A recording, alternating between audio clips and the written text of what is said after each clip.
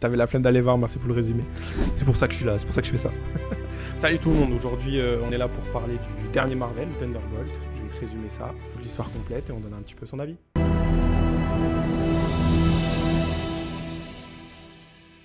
Allez, on y va, on en parle. Par contre, je vais spoil. Hein. Et là, le but, c'est que je raconte un petit peu tout le film, que je m'arrête sur certains points pour donner mon avis. Donc j'espère que si tu restes, ça ne gêne pas. Donc ici, effectivement, ce qui est un peu dommage, et pour rappel, c'est que pour bien comprendre, pour être à fond dans l'histoire, c'est nécessaire d'avoir vu Ant-Man et la Guêpe, d'avoir vu Black Widow, d'avoir vu Falcon et le Soldat de l'Hiver, d'avoir vu Captain America 4, parce que tous les personnages qu'on voit ici dans la team des Thunderbolts, ils proviennent de ces films, de ces séries-là. Donc pour connaître leur histoire, d'où ils viennent, avec qui ils sont reliés, etc., c'est nécessaire d'avoir vu tout ça. Le film, du coup, il va être beaucoup centré sur Yelena Belova, qu'on voit ici, qui est, pour rappel, la sœur de Natasha Romanoff, de Black Widow. Pour ça que je disais qu'il fallait avoir vu Black Widow.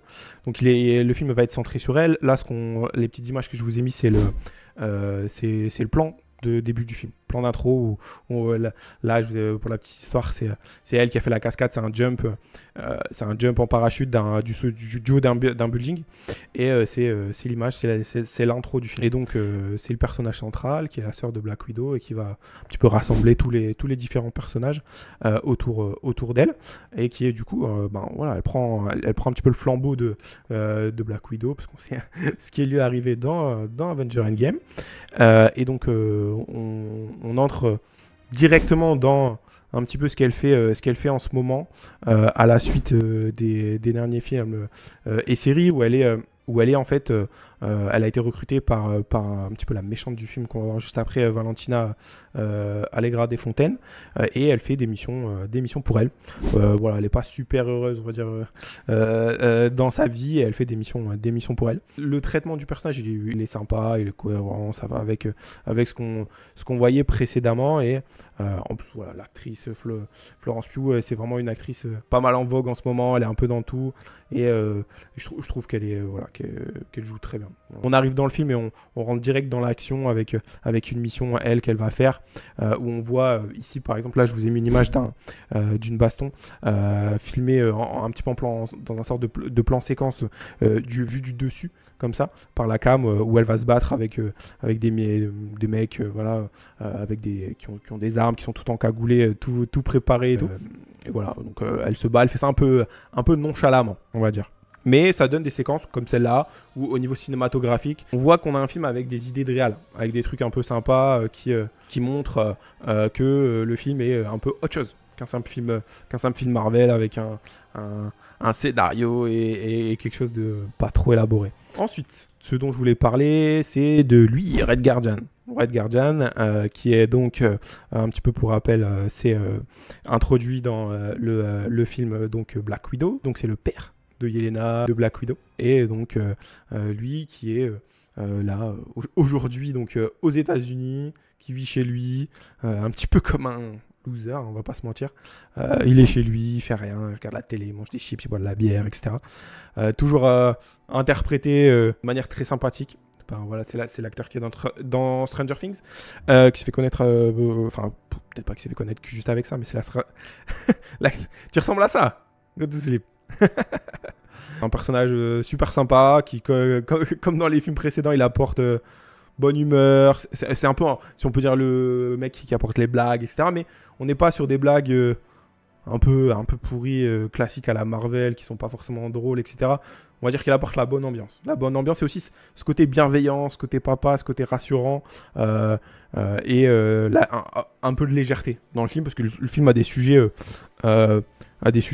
lourds, entre guillemets, des sujets un peu lourds, enfin lourd, sans aller non plus dans l'exagération, mais voilà, c'est un film qui parle de la solitude, du rejet, voilà, du sentiment vraiment de la solitude, sentiment d'être seul, etc. Et lui, il est un petit peu cette lumière et ce côté fun, sympa dans le film.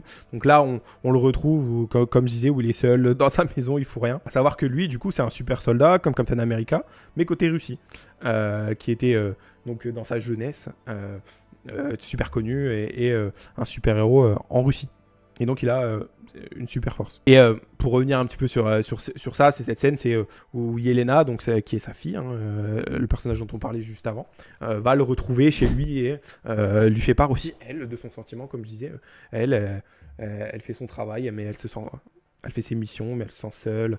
Elle trouve plus trop de sens dans ce qu'elle fait. Et donc elle va voir son père un petit peu pour ça. Et ça faisait 1 an qu'ils ne s'étaient pas parlé depuis que sa sœur et donc lui son autre fille Black Widow n'était plus là. Autre personnage du coup, Bucky. Le personnage plus connu parce que lui il est Sebastian Stan, donc c'est l'acteur qui joue Bucky, qui maintenant aussi un acteur super connu, hein, qui a joué dernièrement dans un film qui était aux Oscars, le film sur le biopic un petit peu sur exactement Winter Soldier, c'est ça. Il a joué Trump dans le biopic sur Donald Trump et il est Winter Soldier depuis donc très longtemps parce qu'il était dans le premier Captain America First Avenger, donc c'est quelqu'un qu'on connaît depuis très très longtemps. Ah, Marvel Rivals. Et donc ici, il a été effectivement Winter Soldier, donc c'était un peu un méchant, mais voilà, qui est maintenant depuis pas mal de films plutôt du côté des gentils. Bucky, là, on le retrouve, et en fait, Bucky, il est un peu gouvernement, il est sénateur, quelque chose comme ça, de son état. Et là, il est au gouvernement parce qu'il va participer au procès. Au procès, donc, de ce personnage, qui est, j'en ai parlé un tout petit peu avant, Valentina Allegra de Fontaine, qu'on a vu dans pas mal d'autres films ou séries précédemment, parce qu'elle a recruté. On l'a vu recruter notamment Yelena, donc le personnage dont je parlais au début. Elle a recruté US Agent, autre personnage qu'on va voir ici, qui est qui a été le faux Captain America, qui a été le remplacement un petit peu qu'on a voulu faire et qu'on avait vu dans sa série, d'où le fait également que je vous avais dit que c'était important de voir Winter Soldier, la série Falcon et le Winter Soldier et le soldat de l'hiver.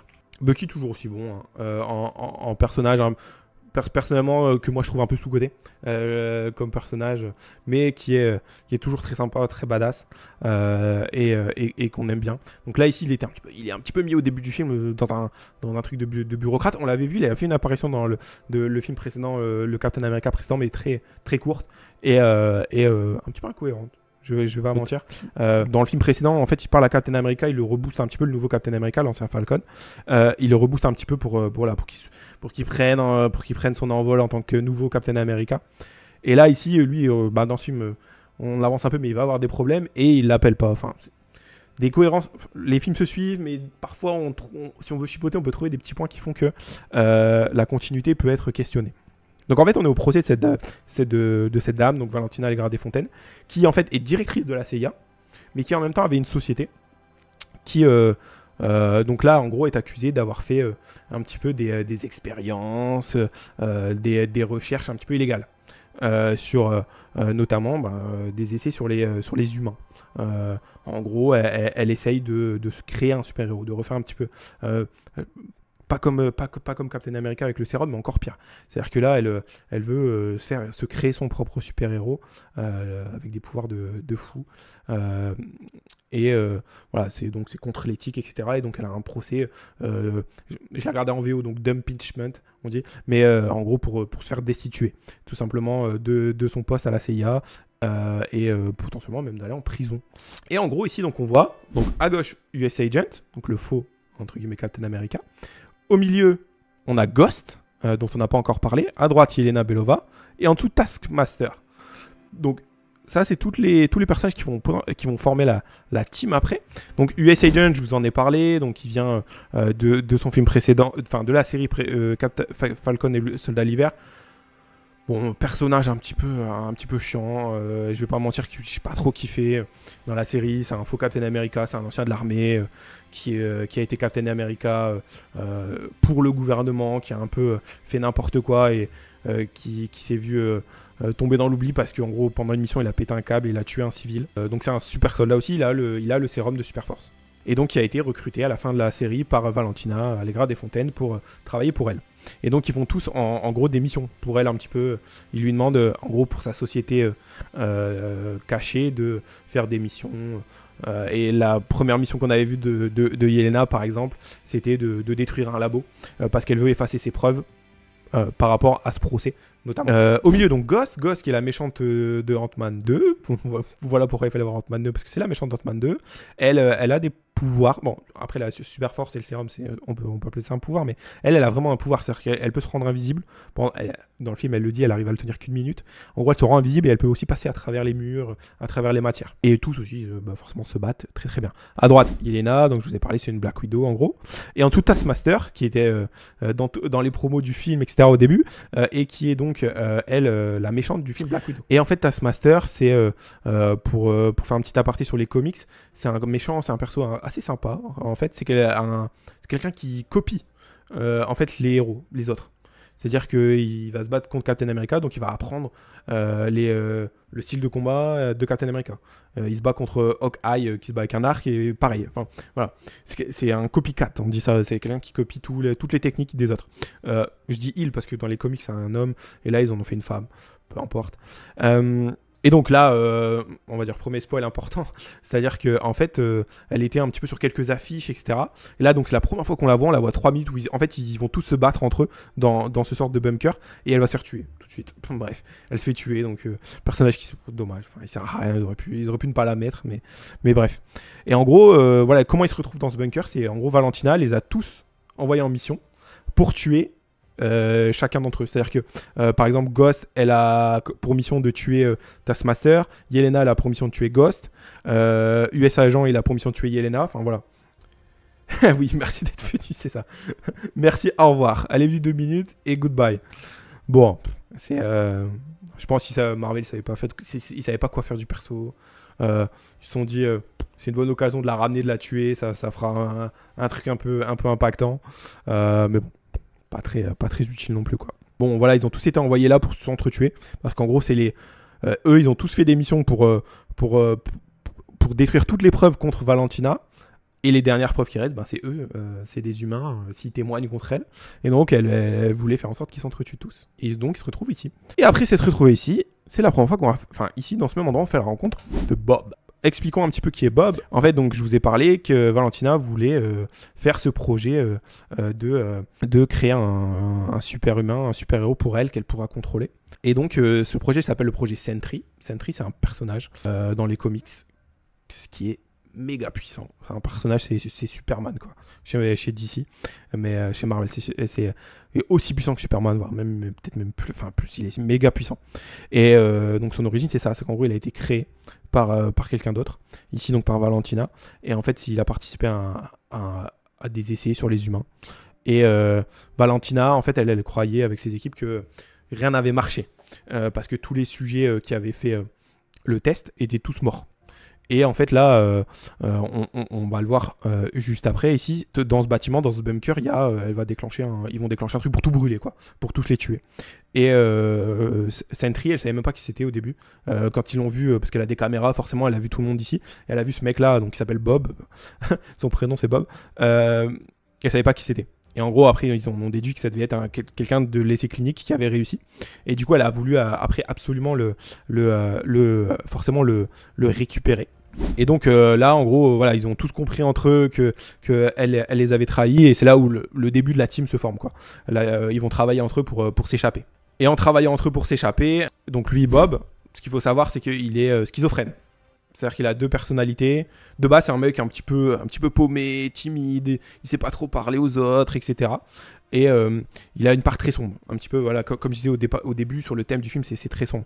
Et je trouve que c'est pas mal retranscrit, et c'est bien à travers les différents persos, cet aspect être seul, abandonné, comme j'ai dit avec Yelena au début, avec Red Guardian qui est tout seul chez lui, qui est devenu un loser alors que c'était un super héros, et donc avec ce personnage de Bob qui a un peu en gros le même parcours et la même position actuellement que tous les autres du groupe des Thunderbolts. Et donc il va se lier plus précisément d'amitié, on va dire un petit peu, commencer à créer une petite relation avec Yelena, donc la sœur de Black Widow, pour remettre dans le contexte. Et en gros, elle le comprend et tout. Et vont tous essayer de s'échapper. Lui, il va en gros se sacrifier un petit peu. Parce que dehors, voilà, Valentina elle a ramené son armée de mecs super entraînés, super armés. Et là, comme on peut le voir sur le petit screen, il y a des trous de balles. Des trous de balles un peu partout. Parce qu'on a eu droit au plan iconique de super-héros où tout le monde lui tire dessus. En fait, les balles lui font rien. Il remarque que les balles lui ont rien fait du tout, qu'il a juste des trous sur son maillot. Et après, il va s'envoler un petit peu comme Superman. Hein. Il va l'éviter d'abord, puis après, il va partir dans le ciel. Et même lui, il savait pas qu'il avait tous ses pouvoirs. Hein. En gros, sa schizophrénie s'active un petit peu. C'est-à-dire qu'il est Bob, puis après, il devient ce super-héros Sentry. Et après, il a encore un... c'est ça la particularité du perso, qu'il a un côté dark. Donc, il peut être Sentry, le super-héros, et le super-héros avec un côté très dark, qui va être le méchant un petit peu... On peut appeler ça comme ça. Le vrai méchant, c'est Valentina, mais qui va être un protagoniste de cette histoire. On le verra juste après. Mais donc là, en gros, il découvre ses pouvoirs, il découvre qu'il est insensible aux balles, qu'il peut voler, etc. Et donc, quand il va voler, en gros, il va voler dans le ciel, et il va retomber tout de suite, il va s'évanouir et retomber tout de suite, et Valentina va le récupérer parce qu'elle le voulait vivant, parce que là c'est son expérience qui a réussi. Et là on a le retour de Bucky. On l'avait vu au tout début du film en bureaucrate, on va dire ça, sénateur et tout. Et là il revient là on a la vibes soldat de l'hiver, Winter Soldier, exceptionnel. Un petit peu, c'est un retour en arrière au film Captain America, le soldat de l'hiver. Exceptionnel. Je pense un des meilleurs films du MCU. Donc ici, où voilà, il reprend ses méthodes avec sa moto. Dans le film, il y a un plan iconique où il arrive en moto avec des lunettes, très cool.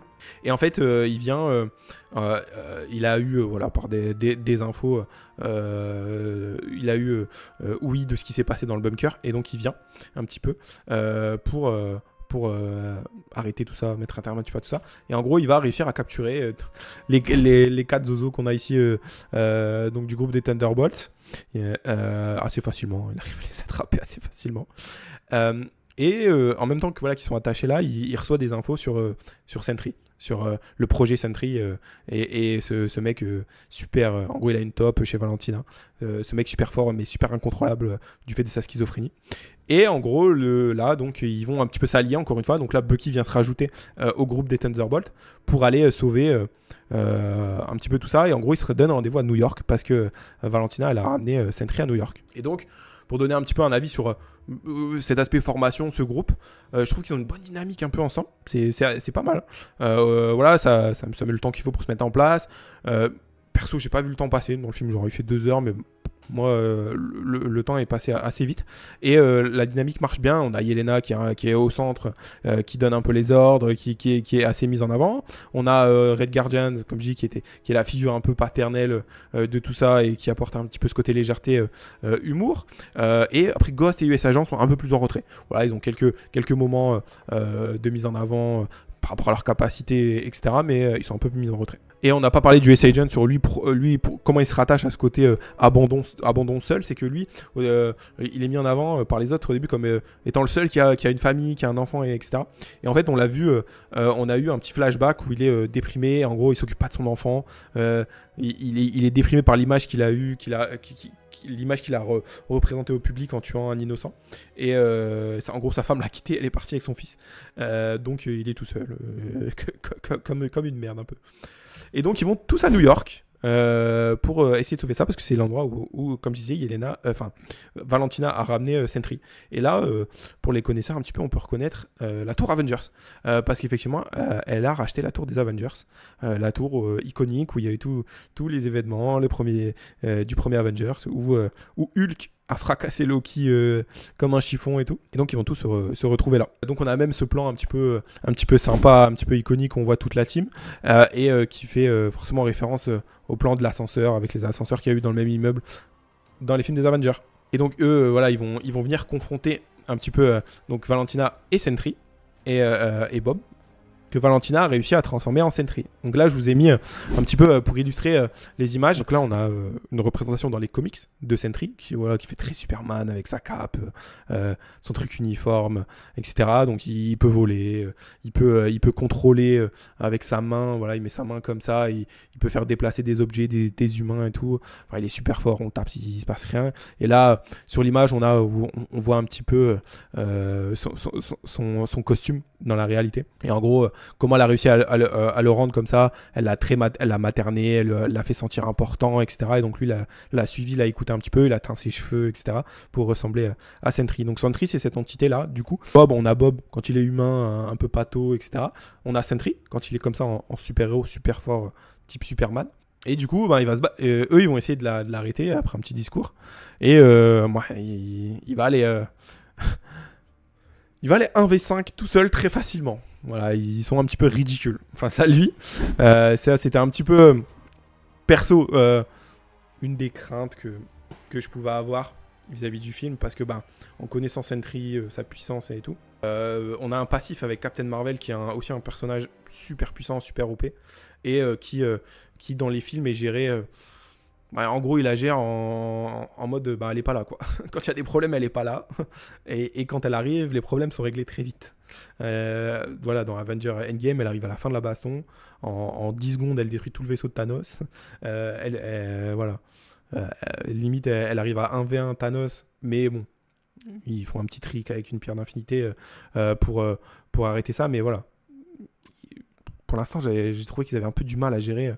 dans un contexte de groupe, des personnages super puissants. Et donc ici, on a une bonne représentation de la surpuissance. Ça fait penser un petit peu à la scène dans Justice League, avec Superman, dans celui de Snyder, hein, bien sûr, où Superman, quand il est en mode evil, en mode méchant, contrôle tout seul Flash, Aquaman...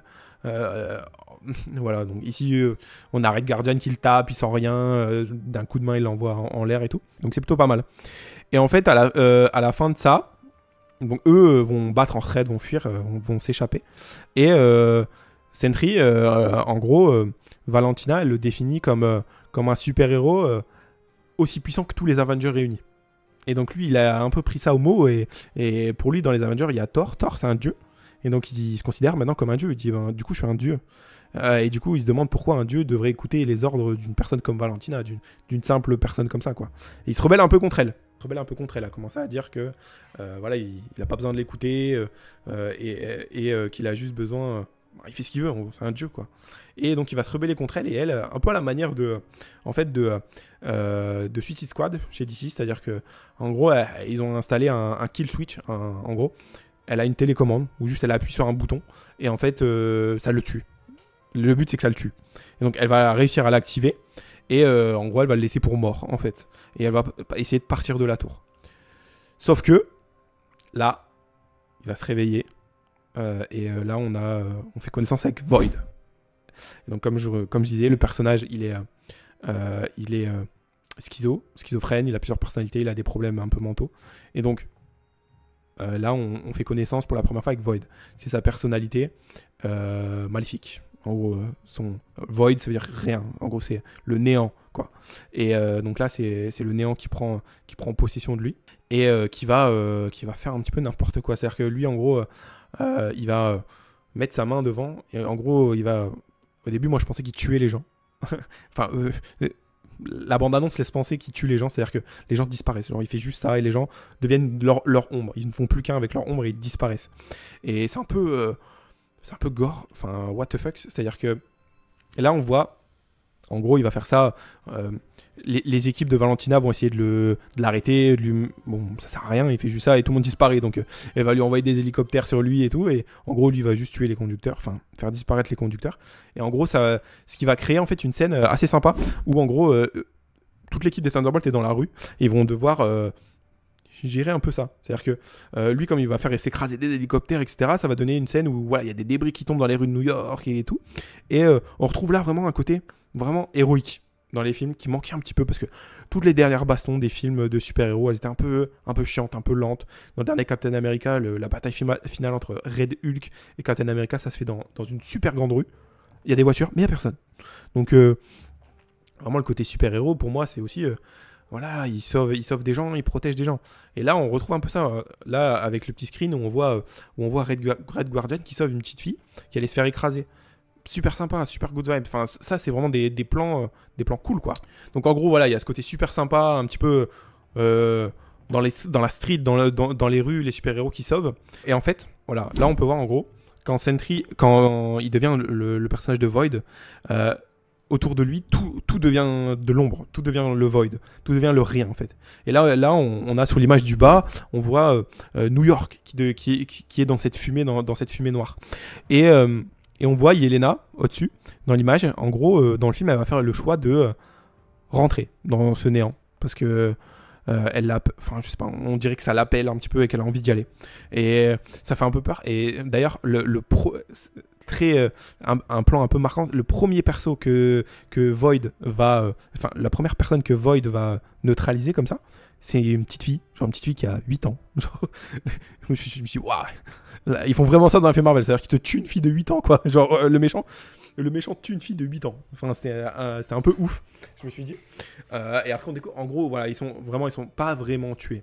C'est-à-dire qu'en gros, quand ils t'emmènent dans une sorte de, effectivement, dimension parallèle où tu vas fight un petit peu tes démons, tout ce qui est vraiment au plus profond de toi, pardon, que tu regrettes, les choses qui te hantent.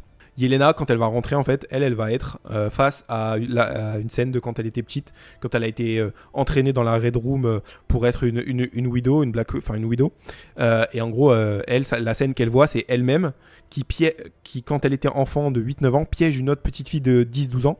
Et cette petite fille de 10 ans va se faire tuer par un grand, par un homme qui était avec elle. Et c'est quelque chose qui l'a traumatisée. Et donc, elle voit en fait cette scène en boucle. Elle est bloquée dans une salle où elle voit cette scène en boucle. Elle est dedans, dans une forêt, dans la neige, elle voit cette scène en boucle. Et elle va réussir un petit peu, voilà. On a une scène où elle se débat, elle se fait attraper par des arbres, c'est un peu imagé, elle se débat, etc. Et elle arrive à passer à travers des miroirs. C'est assez cinématographique, c'est cool. Enfin, c'est une scène où il y a un peu de réal, il y a un peu de cinématographie, où on va la voir passer à travers un miroir. Et là, elle va chercher Bob, qui est... voilà. Donc là, on a...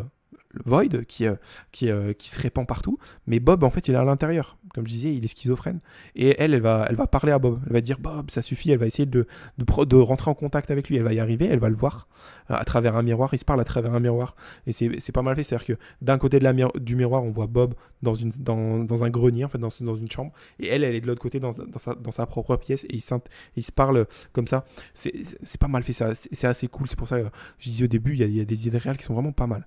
Et en gros, dans cette dimension-là, voilà, t'es face à tout ce qui ne va pas. Et donc Bob, lui, en gros, il est dans le grenier de sa chambre et de sa maison de quand il était petit. Et lui, il voit la scène en bas de son père qui tabasse sa mère, quoi. Donc c'est trauma à lui. Et en gros, ils vont essayer ensemble de battre de l'intérieur ce void. Ces images, ces mauvaises ondes et tous ces trucs.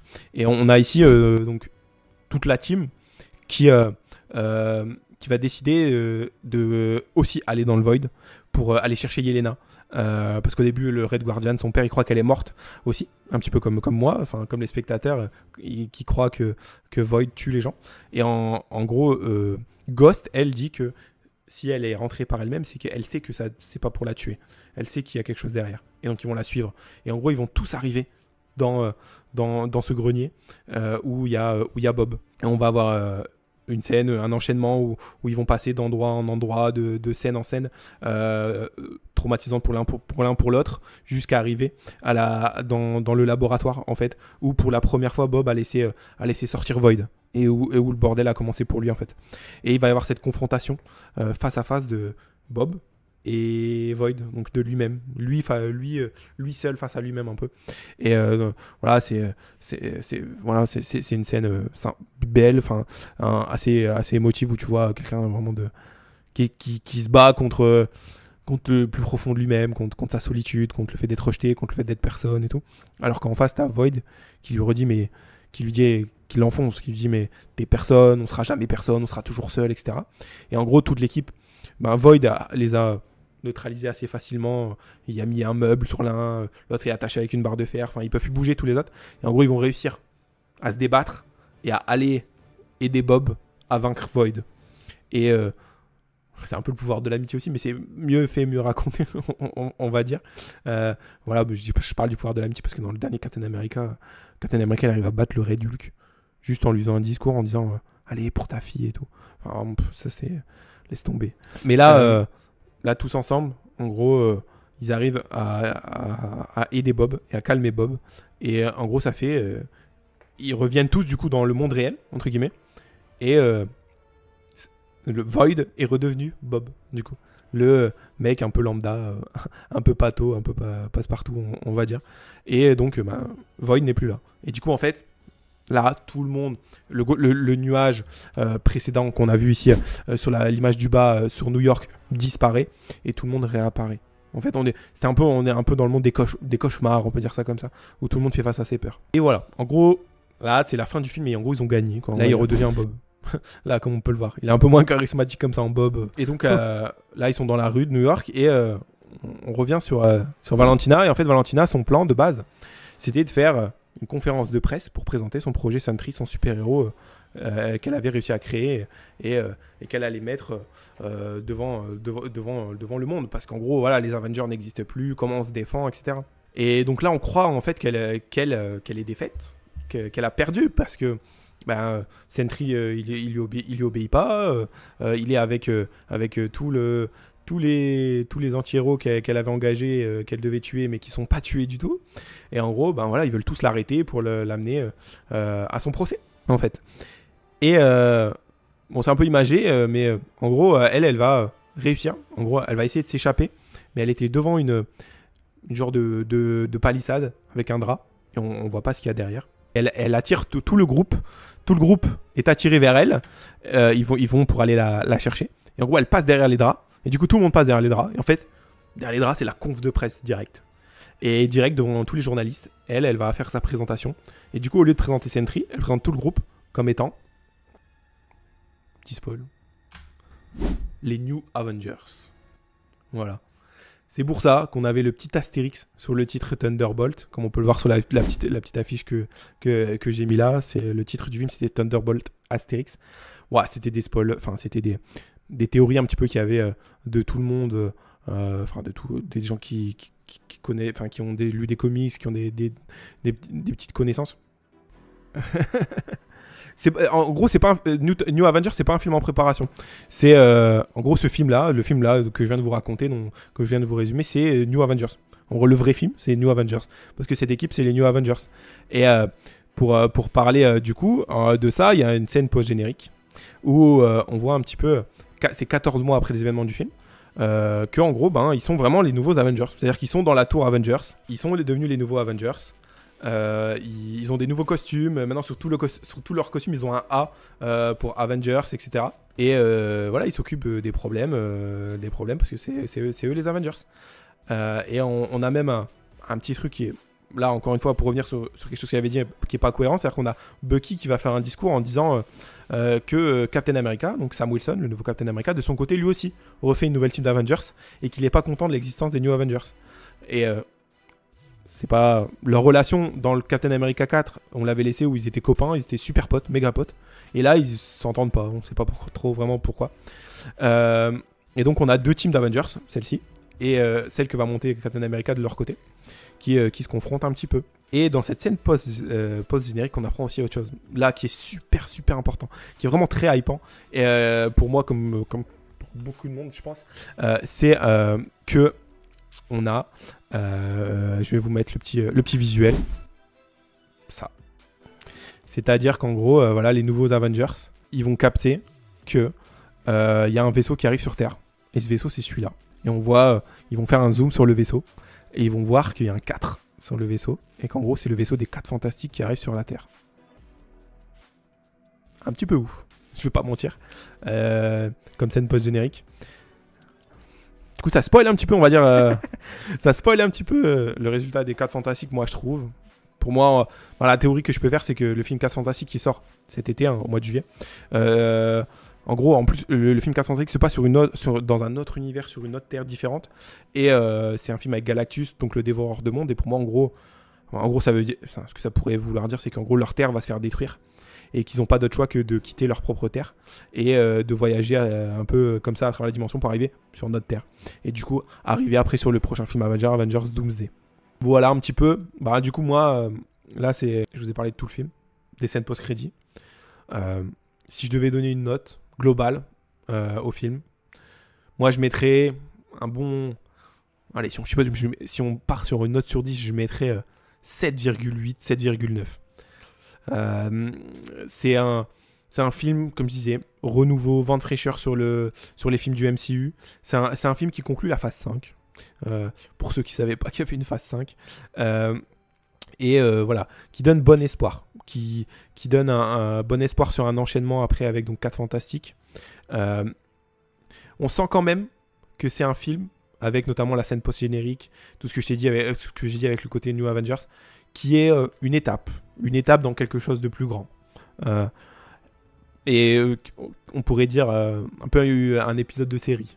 Parce que c'est un peu la suite, on va dire, de Captain America 4 direct du dernier film, parce qu'il y a beaucoup de liaisons que tu peux faire avec. Donc Captain America 4, ça pourrait être peut-être l'épisode 1, ça l'épisode 2, et après tu arrives sur l'épisode 3, 4 Fantastiques, et après on arrive sur le grand final qui va être Avengers Doomsday. Mais c'est si on continue cette comparaison, c'est un très bon épisode. Voilà. Tout ce que je pouvais vous dire un petit peu sur tout ça, sur mon avis sur ce film. Je remets en grande cam, c'est super sympa d'échanger ensemble, de parler de ça, de faire ma petite review. C'est quelque chose que j'aime bien faire, j'aime bien raconter, parler. T'avais la flemme d'aller voir, merci pour le résumé. C'est pour ça que je suis là, c'est pour ça que je fais ça. Pour ceux qui ont potentiellement la flemme et qui veulent se concentrer sur les films qu'ils aimeront, qu'ils auront envie d'aller voir. Et après, on est là aussi pour discuter et donner son avis si des gens viennent et qui ayant déjà vu le film, quoi. New Avengers. Ils ont des plans, ils ont beaucoup de plans. Bah là, il y a déjà non, l'année prochaine, on a un Avengers. L'année suivante, on a la suite. Ils refont un peu le même coup que Avengers Infinity War et Avengers Endgame. Donc 2 films Avengers sur 2 ans. Et donc là, ils veulent refaire le même goût avec Doomsday et Secret War. Moi, je suis un nerd de ça, je suis un fan de ça, je vais jamais me plaindre. Mais t'as raison, il y aura les New Avengers. Bah, tu sais, dans les comics, il y a les New Avengers, il y a les Dark Avengers, il y a même une petite Avenger sur la West Coast, une petite Avenger sur la côte est, sur la côte ouest aux États-Unis. Enfin bref. N'hésitez pas à follow sur Insta, sur tout ça, si vous voulez savoir quand je live, etc. Mais en tout cas, remercie Go To Sleep pour follow ici, sur Twitch. Et à très vite, j'espère. À très vite tout le monde. Merci beaucoup. Et bonne soirée.